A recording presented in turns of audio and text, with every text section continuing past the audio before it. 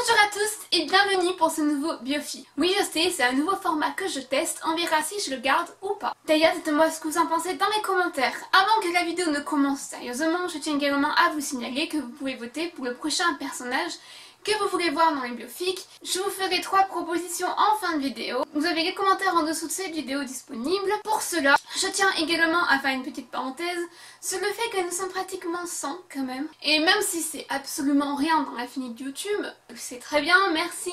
C'est quand même pas mal, c'est cool et je vous en remercie parce que, en tout cas pour moi, c'est beaucoup. Maintenant, nous allons commencer la vidéo de ce biofic avec son sujet principal, vous l'avez vu en titre. Il s'agit du célèbre James Moriarty.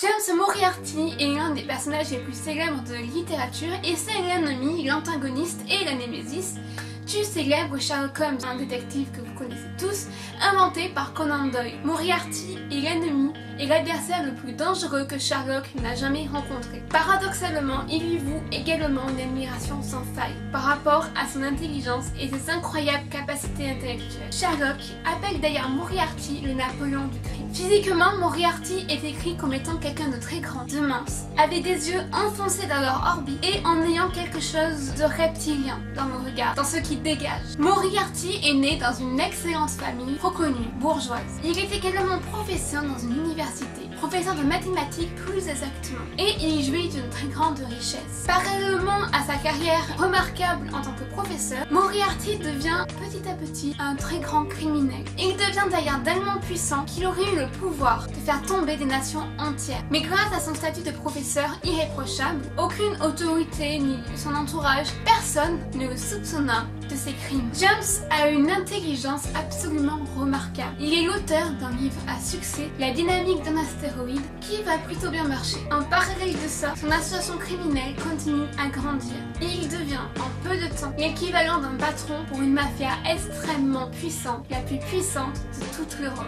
Cependant, pour toutes ses activités criminelles, il ne se contente pas de se salir les mains. En effet, il préfère tout planifier à distance. Et concrètement, il envoie ses subordonnés et agents faire le travail à sa place. Le tout, enfin, évidemment, de ne pas être trouvé. Cependant, comme vous le savez évidemment, Sherlock Holmes n'est pas dupe et va facilement comprendre qui est Moriarty. Ainsi, il va le chasser et tout faire pour le faire tomber. C'est ainsi que, comme vous devez le savoir sûrement, que les deux hommes se confrontent en haut des chutes du Reichenbach, menant à la mort des deux hommes. Ainsi, James Moriarty meurt en même temps que Sherlock Holmes en 1891.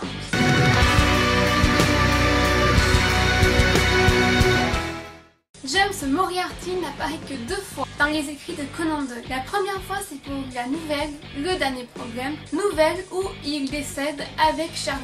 La deuxième fois c'est pour La Vallée de la Peur, une autre nouvelle qui est cette fois remontée en flashback due à une nouvelle aventure de Sherlock, après du coup leur mort respective.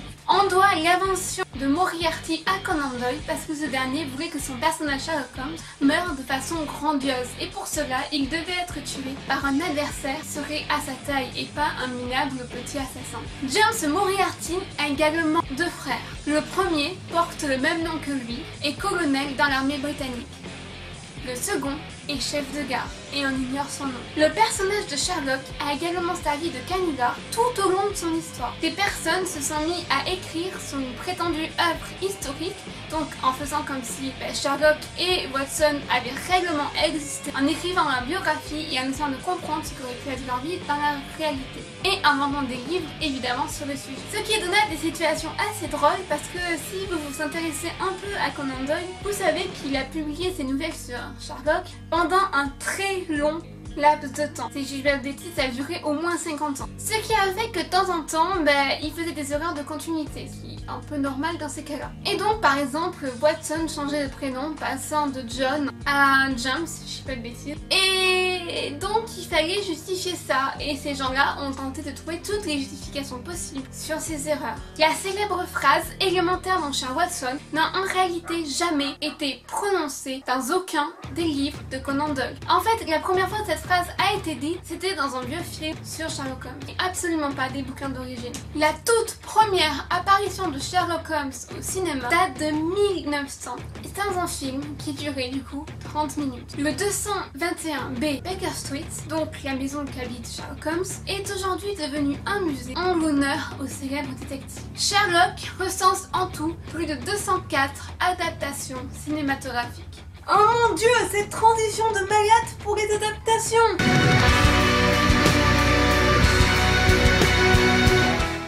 Bon, soyons clairs, pour les adaptations, on ne pourra pas parler de toutes, évidemment. Je ne vais pas parler de 204 adaptations, faut être taré. Du coup, on va parler des principales, donc des plus connues. Et nous allons commencer directement par les films avec Robert Downey Jr., donc réalisé par Guy Ritchie, qui du coup met en scène un premier film où Moriarty apparaît, mais pas physiquement à l'écran.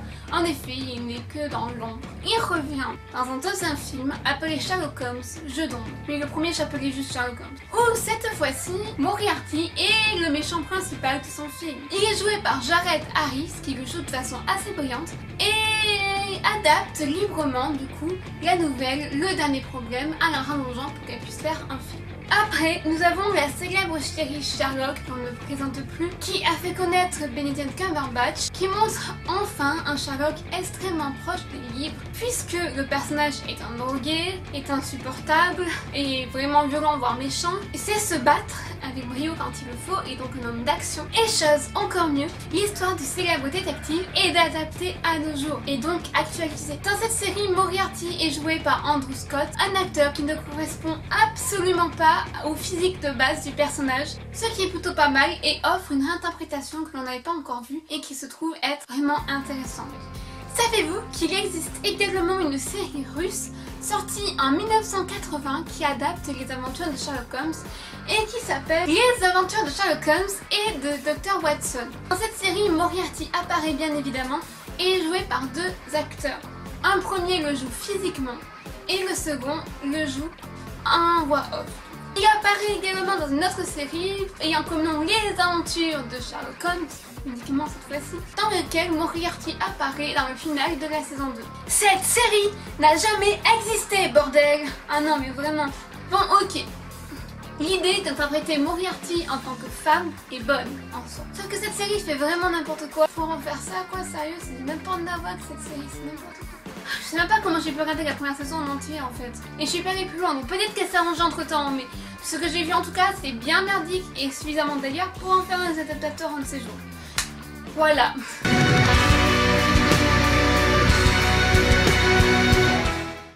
Bon, soyons clairs.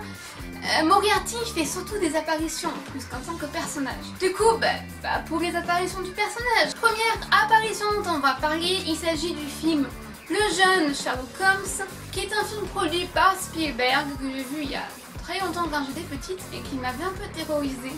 J'étais super sensible là-dessus quand j'étais petite, putain. Dans ce film, Moriarty apparaît, mais uniquement à la fin, où il signe un cahier avec James Moriarty. Il est fait référence au personnage également dans une série très connue qui est Star Trek, dans lequel il sert d'antagoniste pour un des personnages principaux de la série.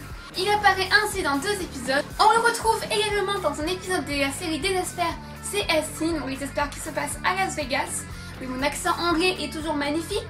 Dans cet épisode, on retrouve des adultes faisant un jeu de rôle autour de l'univers de Conan Doyle, donc de Sherlock Holmes, et chacun interprète un rôle particulier.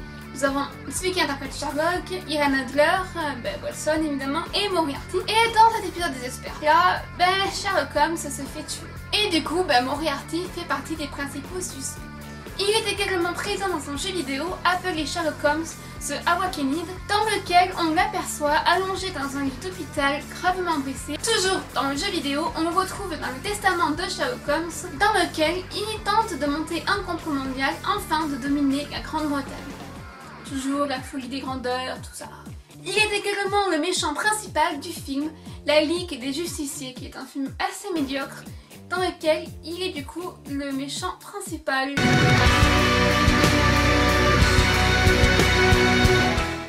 Cette théorie, je l'ai trouvée sur internet du coup et vous avez le lien de l'article d'origine dans la description. Allez y jeter un coup d'œil parce que évidemment moi j'en ai fait qu'un résumé. D'ailleurs je mets toujours mes sources en description. Cette théorie est donc assez compliquée et c'est pour ça que je prends mes notes pour pas dire de conneries. Quand vous devez le savoir, il existe beaucoup de théories autour de Moriarty, sauf que la plupart tournent, quel que soit le média, que ce soit pour les nouvelles de Conan Doyle, que ce soit pour le film avec Robert Downey Jr., que ce soit pour la série Sherlock, sur comment Moriarty a-t-il pu survivre. Parce que rappelons-le, mais rappelons-le que Sherlock survit à sa chute et se fait passer pour mort. Du coup, moi j'ai cherché une théorie qui n'allait pas forcément dans ce sens-là, et qui ne traitait pas de ça parce que clairement c'est pas très intéressant et on les connaît toutes.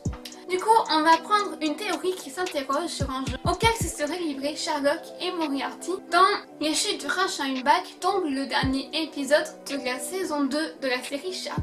Donc on va être clair là-dessus, si vous êtes partie des rares personnes à ne pas avoir vu cette série, bon déjà regardez-la parce que c'est une tuerie, et ensuite regardez pas la suite. Petit rappel du coup. Tout au long de cet épisode, du coup, le dernier de la saison 2, on voit apparaître les lettres I-O-U. Moriarty écrit sur une pomme, tague la ville avec ça, peint les vitres d'un immeuble également. I-O-U est très présent, alors que ce sera quelque chose qui ne nous sera jamais expliqué dans la série. En anglais, I-O-U se prononce I-O-U, ce qui signifie du coup, je vous en dois une. Rappelez-vous également, Moriarty fournit un code binaire à Sherlock en tapotant sur son fauteuil. La personne ayant fait cette théorie part du principe que Sherlock est loin d'être con et que du coup il a lui-même compris que ce code binaire n'était absolument pas un code binaire et qu'avoir la clé de tout c'était impossible. Déjà là, si vous avez pas vu cette vidéo, vous devez être un peu paumé. Moriarty laisse également volontairement dans la chambre d'un enfant qui kidnappe un livre de contes. Du coup, et si Sherlock avait résolu une énigme cachée de Moriarty qu'on nous a pas expliqué dans la série et qui aurait poussé Moriarty au suicide? Il sait que Moriarty cherche à le détruire et à le discréditer aux yeux de tout le monde. Et du coup, il doit bien se douter que la prochaine étape, puisque Moriarty ne se donne pas la peine de le tuer lui-même, ça va être forcément un suicide. Du coup, cette chance-là, Sherlock n'a pas beaucoup de solutions. Soit il se suicide réellement, ce qui est assez inenvisageable pour lui. Soit il fait croire à son suicide. Sauf que il va devoir forcément mourir devant Moriarty. Et Moriarty n'est pas con. Si Sherlock met un coussin en bas de l'immeuble, Moriarty va s'en apercevoir, je pense. Donc il fallait qu'il trouve un moyen pour que Moriarty meure avant lui-même. Dans la conversation qu'ont les deux hommes avant la mort du coup de Sherlock et de Moriarty, Moriarty a l'air déçu, très déçu. On pourrait croire en premier instant que c'est parce que Sherlock a cru à son histoire de clé. Sauf que soyons clairs, et là franchement je suis totalement d'accord avec ça, même si la théorie est un peu tirée par les cheveux. Soyons clairs, Sherlock n'est pas con et n'a pas dû croire vraiment à ce code binaire. Et donc ce n'est pas vraiment ça, je pense, qui déçoit Moriarty. Et on va aller plus loin que ça. Et si I-O-U était un message caché? Rappelez-vous le livre de contes qu'il abandonne, qu'il envoie à un garçon qui kidnappe vers la moitié de l'épisode. Rappelez-vous maintenant de l'épisode 2 de la saison 1. Dans cet épisode-là, un livre sert en effet à décrypter des messages codés. Et si il en était de même pour ce livre de contes? Et si il servait de traducteur pour un message codé? Alors qu'il est en train d'analyser les papiers de bonbons trouvés chez les enfants kidnappés, Sherlock a soudain une illumination et se met à faire comprendre qu'il a compris quelque chose pendant qu'il cherche une molécule. Quand les autres personnages en rendent compte, ils lui demandent mais qu'est-ce que tu as trouvé? Et lui il répond rien, ce qui ne lui ressemble pas du tout en fait. Et si ça lui avait permis de comprendre la signification de I-O-U? Et si I-O-U était en fait un code par rapport au tableau des éléments? Vous savez, le fameux tableau qu'on vous oblige à apprendre en physique-chimie. Parce que rappelons-le qu'il a cette expression-là alors qu'il est en train d'utiliser ce tableau des éléments. Et si c'est cela, et si c'est exact, le tableau donne en chiffres 53, 8, 92. C'est le moment de prendre le livre de contes que consulte Sherlock pendant l'épisode. La personne à l'origine de cette théorie a réussi à se procurer une mission extrêmement semblable de celle de la série. Le numéro 53 correspond à Blanche-Neige. Dans Blanche-Neige, la sorcière cherche à tuer Blanche-Neige 3 fois. C'est également le cas de Moriarty avec Sherlock. On rajoute à ça en plus que la sorcière est fascinée par le cœur de Blanche-Neige qu'elle veut obtenir. C'est également le cas de Moriarty qui n'arrête pas de dire qu'il va brûler le cœur de Sherlock littéralement. Ainsi, Leur dernier problème serait qui est le plus beau. Référence avec le miroir de Blanche-Neige évidemment, mais pas vu comme beauté extérieure, genre mannequin, mais plus comme étant la beauté sous forme d'intelligence, ce qui est assez souvent rapporté dans la série. Le 8e conte s'appelle L'étrange musicien, 8e conte, qui se trouve dans le chapitre 8, qui raconte l'histoire d'un violoniste cherchant à se faire des amis. Pour cela, il va jouer de son violon et va attirer 3 animaux dont un renard. Et ces animaux-là vont tenter de tuer le violoniste. Bon, pas très utile que je fasse un rapprochement entre la relation Moriarty-Sherlock dans cette histoire, je pense que vous l'avez tous compris, violon, renard, tout ça. Et le conte du chapitre 92 est le roi de la montagne d'or. Il s'agit d'une histoire très longue à expliquer, donc je vais pas m'amuser à la faire maintenant, mais qui mettrait a priori en scène Moriarty en tant que roi. Et on se souvient tous du début de l'épisode. Il est fort à parier du coup que dans ces contes, un message caché, écrit à l'encre invisible par exemple, ce qui est également présent, l'encre invisible est également présent dans cet épisode-là, avec les traces de pas par exemple. Évidemment, on ne peut pas le prouver et on n'a pas le bouquin d'origine, mais ce serait quand même une piste intéressante à creuser. On peut donc penser que Moriarty lit de Sherlock avec des petits indices dissimulés un peu partout, que Sherlock va évidemment déduire, qui va le conduire du coup à comprendre les véritables intentions de Moriarty et donc à comprendre son plan. Donc Sherlock a résolu ces énigmes et a compris l'intention de Moriarty. Sherlock va faire ce qu'il n'a jamais été capable de faire, autrement dit, va faire croire qu'il est stupide et qu'il est absolument comme tout le monde pour sauver ses amis. Ainsi, il va décevoir Moriarty dans le fait où il va lui faire croire qu'il est comme tout le monde, qu'il n'est pas plus intelligent que la moyenne et qu'il n'a pas été capable de résoudre son énigme. Et c'est de là que viendrait la déception ressentie par Moriarty à ce passage-là. En plus de faire passer pour quelqu'un de stupide par amour pour ses proches, Sherlock va insinuer dans la tête de son ennemi que tant que Moriarty du coup est vivant, il aura toujours une emprise sur lui. Moriarty, déçu, dépité que son ennemi ne soit pas celui qu'il pense, et en plus de ça, voyant que tant qu'il reste en vie, finalement Sherlock aura toujours le dessus sur lui, est obligé de mourir. Il n'avait pas d'autre solution. Et le choc émotionnel que doit produire du coup sur lui, le fait d'apprendre que Sherlock n'est pas celui qu'il pense être, l'y aide également. Cette théorie, on peut la prendre comme étant excentrique, comme étant allant très loin, et c'est le cas. Mais je la trouve quand même intéressante parce qu'elle permet quelque chose d'assez important, de montrer l'amour qu'a Sherlock pour ses amis, et je trouve ça assez fou. Bref, on arrête là ici, cette vidéo est trop longue, et je vous donne rendez-vous pour le prochain biofic. Vous pouvez voter pour 3 personnages. Vous avez Alessa de Silent Hill, Alita Stones de Code Lyoko, Elle de Death Note. Ciao!